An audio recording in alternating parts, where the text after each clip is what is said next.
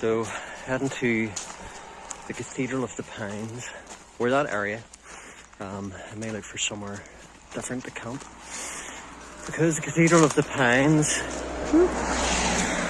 some mushies, is dark, really dark. The anxiety has been diluted or transformed, transubstantiated.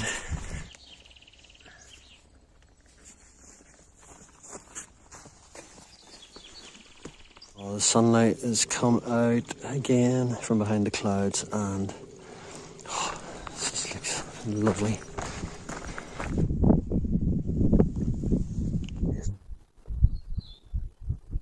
Did I get anything? Don't think so. It's going back for another go. So I'm gonna head into the woods, try and find a beautiful spot, and I do think I'm going to try and find a spot that's not the cathedral. I don't think that I want the darkness. I don't want the darkness. I want the beauty and the light. So yeah.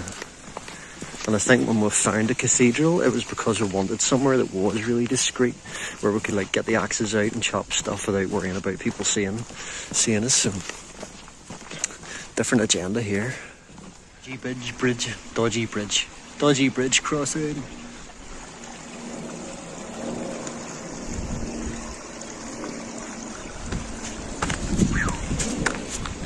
Success.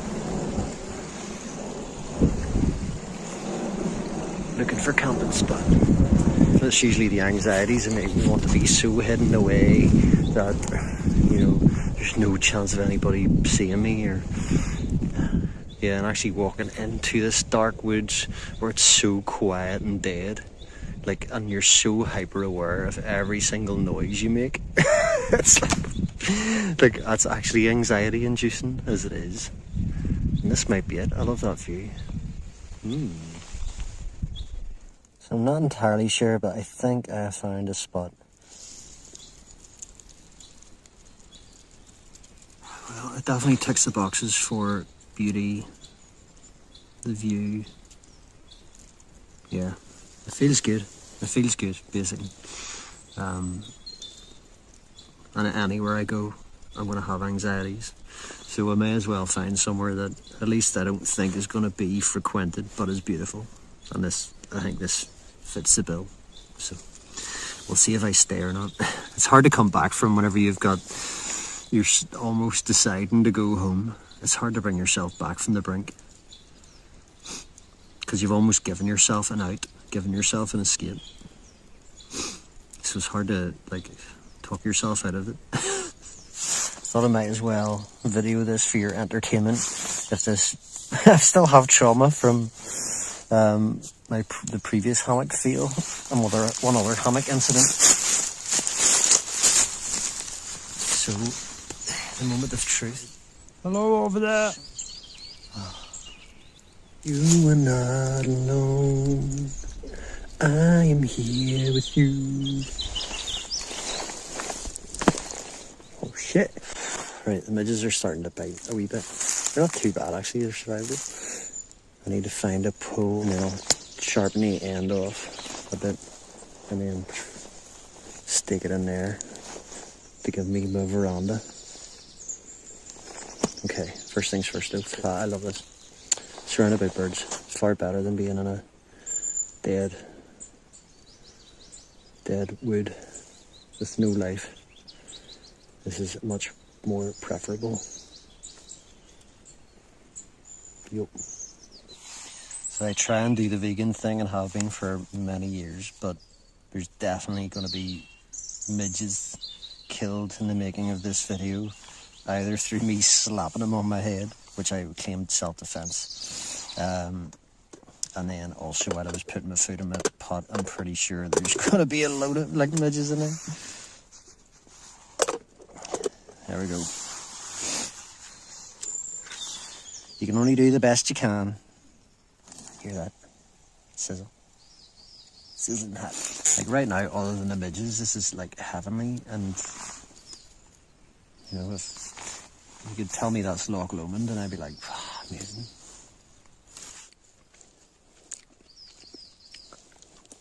Man. So yeah, well, I was out looking for wood, and I realised just how close to the trail here that I am.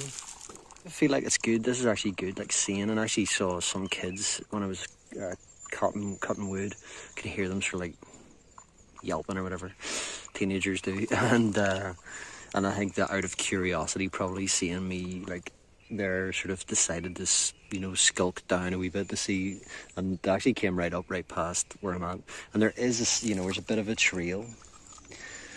I probably would have, you know, want to squirt myself away somewhere, but it's this weird paradoxical kind of thing. It's a bit like, you know, the tent thing where, you know, you seal yourself off from your surroundings, and it gives you compound mentality where you become afraid of, you know, what you're sealing yourself off from. And I think actually going and hiding away in really dark, quiet, dead woods does something similar. Like, it actually creates a different anxiety of its own.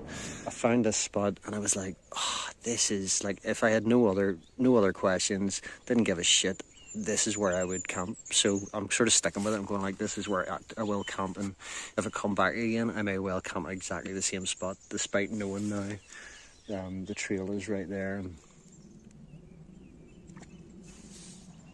Wow, that is beautiful. So nice.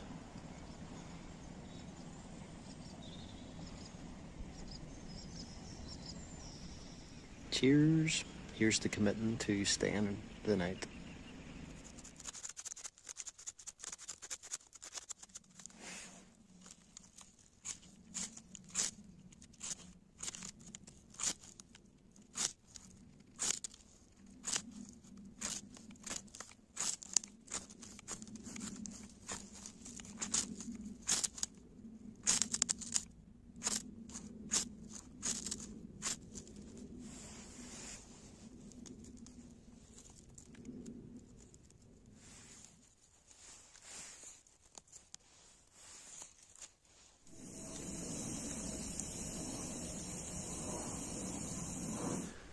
Wow, like, it's epic, absolutely epic. I'll try and video it, let you see it.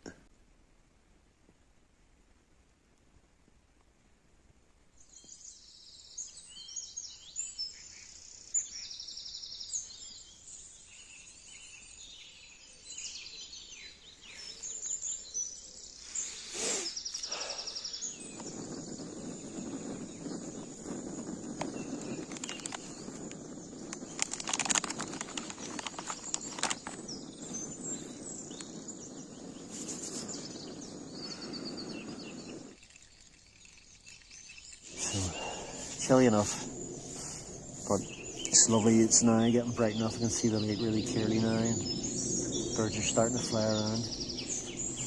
And I've got my morning coffee. I have a thought that I'm going to actually try and de-rig the hammock and just pack it into my rucksack all together. Puffy jacket, down booties, sleeping bag, hammock, underquilt, just all in one, into the rucksack. That's how I roll, and then everything gets aired out anyway whenever I get home, so the quicker it gets into the rucksack, the better. That was one of the best ideas I've ever had. That was class. That took like 2 seconds. No, well, maybe 30 seconds. The whole thing, one unit, into the rucksack. Fantastic. Wonder if I should just keep it that way and then pull it out when I get to camp. No, don't do that, Ricky. Don't do it. Don't forget your ridgeline. Don't forget your ridgeline. Don't forget your ridgeline. That's it. Rain's coming on now. All packed away. It's like thank you to this lovely spot. Got to see an osprey. Got to see a big orange moon rising last night.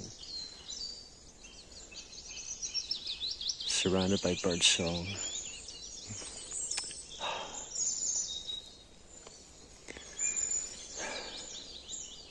Until next time.